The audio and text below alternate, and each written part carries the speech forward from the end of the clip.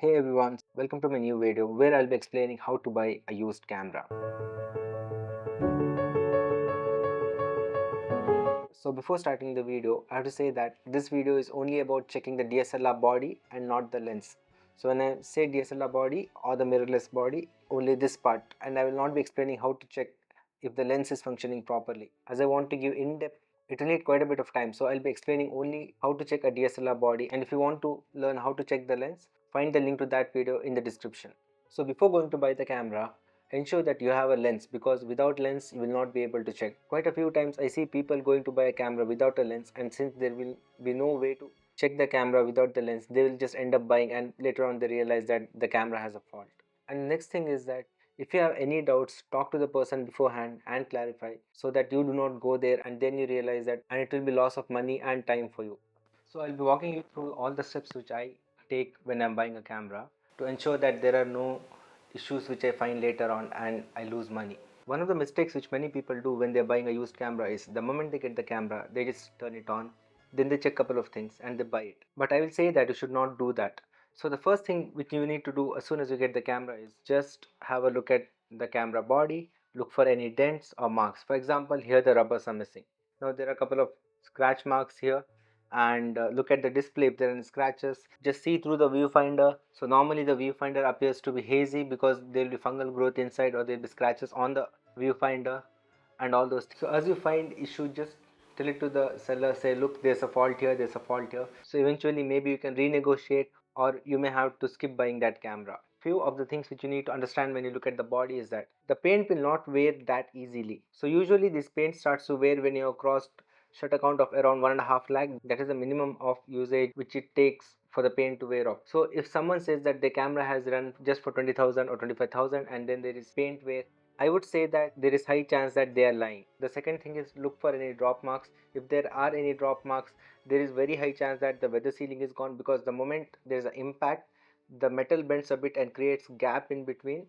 So for that, ensure there are no drop marks. If the body looks fine, then the second thing which you need to do is remove the lens and check the mount. Usually over the period of years, because of multiple times mounting and unmounting the lens, and sometimes the previous seller might have wrongly placed the lens and tried to rotate, these edges will be damaged. So check if any of these edges are damaged, and if there is no physical issue with the mount, one thing we need to do is put the lens back and check if there is any play. Usually there will be slight play, but if there is very major play, then it is kind of a issue. Also ensure this locking and unlocking of the lens mount button works fine.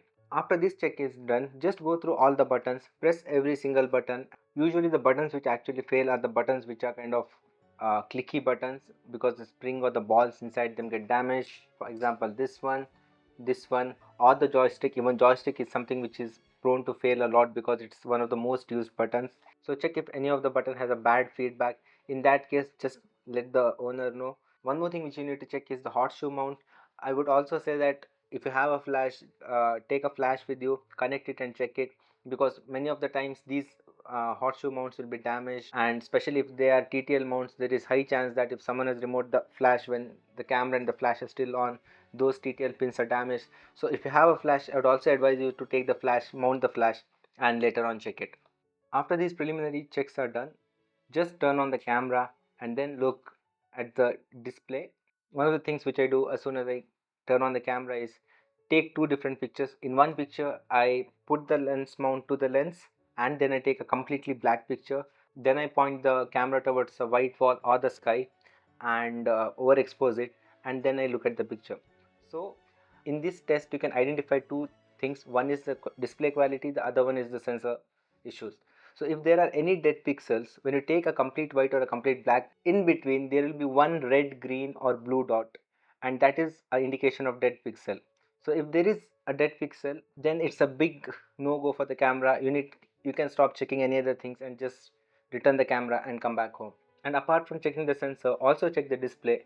If there is any issue with the display like tint or some dead part of the display, when you take a all white or all black image, that part of the display will remain of the same color, and that indicates that the display is damaged. After doing these basic checks like the display, the body, the buttons and everything, you need to start doing more functional checks. One more thing which I missed to say is that So one of the best things you can do when you're going to take a used camera body is take a laptop with you for two reasons. One thing is that you can check the ports here, because the moment you connect any of these ports to the laptop, if they do not get detected, then it means the ports are damaged. And also you can check the shutter count. I have put the links in description for the relevant softwares to check the camera. In case you have a Canon body, there is no way to check the shutter count by uploading the image file to some online website. You will have to connect the camera to the computer and go through the software to get the shutter count. If you have a Nikon or a Sony body, the shutter count is preset in the image file. So you can just upload the file to a website to check shutter count and get to know the shutter count of the camera. Normally I would say that, especially when if you're buying a professional body like a 5D or something, 5D Mark 3, 5D Mark 4 or D810, D850, which used to retail for around 2.5 to 3 lakhs, and if you're buying them for dirt cheap now, for let's say 30,000, 40,000 to 50,000, there are very high chances that the shutter count is above 2 lakh or around 2 lakh. But avoid taking something which has been used way too more. For example, there are cameras which have got 5 lakh shutter count, 8 lakh shutter count. I have seen cameras up to 11 lakh shutter count still working. But the problem is that they will be extremely high risk cameras. And one more thing which you need to understand is that it's not just about the shutter or the mirror failing, it's also about the buttons and the body being used a lot. So if you're taking 2 lakh images, the number of times you press the play button or the shutter button or the record button is way less than the number of times these buttons might have been pressed if you have taken 10 lakh images using the same body. So I would say avoid taking anything which has got more than 3 to 3.5 lakh shutter count. After that, the next thing you need to check is that if the autofocus works fine. So normally on a mirrorless, chances of autofocus failing are very low, because as far as the sensor works, since the autofocusing mechanism is inbuilt into the sensor, the chances of autofocus failing will be very low, except one of the pins in the mount are damaged. For example, if any of the pin in the mount is damaged, it may be sending a signal to the lens too, but the signal will not be reaching the camera because the pin is faulty. So apart from that, the chances of a mirrorless having autofocusing issues are very low. But in case of a DSLR, there is a separate autofocusing mechanism at the bottom. Once the light enters the body, it just gets it gets redirected towards the bottom of the camera, where there's a dedicated face detection autofocusing mechanism. There are very high chances that this mechanism may be dirty, or someone might have touched it using the finger, and this autofocusing mechanism will not be performing correctly. So take the camera, put it in autofocus, just start focusing something which is near you, something which is far away from you, something which is extremely far. Just take multiple pictures. I would say like 5 pictures at a nearby distance, 5 pictures at a medium range distance, and 5 pictures of something which is very far away from you.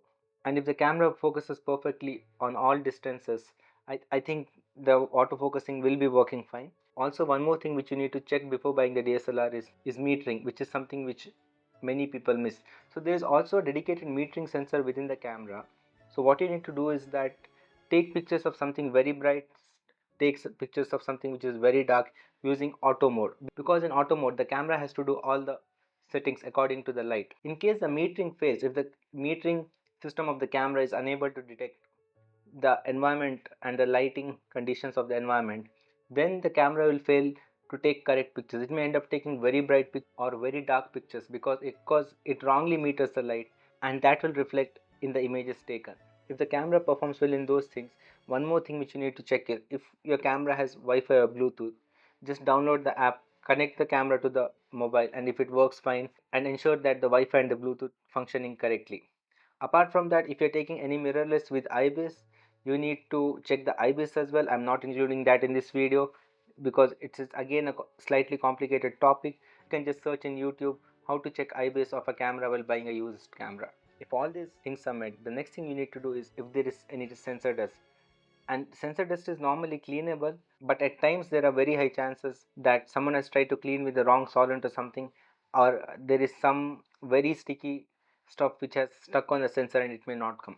To check the sensor dust, what you need to do is you need to take a camera, find a white wall, take a picture of the white wall and see the image. If there is any sensor dust, no matter what picture you take, there will be a slightly darker round spot on the image. It will be because of sensor dust, and sensor dust is not a big deal. It can be blown off, so maybe you can just ask the seller if he can just blow it off and clean it. Otherwise you can just search how to remove sensor dust. One more thing which I see in many used cameras is that the sensors having a lot of scratches. So a mistake which many photographers do is that Whenever they find sensor dust spots on their images, they just remove the lens, expose the sensor, and maybe use the shirt which they are wearing to clean sensor. At times, if the shirt they are wearing or there is some dust particle on the sensor, that dust particle will act as abrasive and scratch the sensor.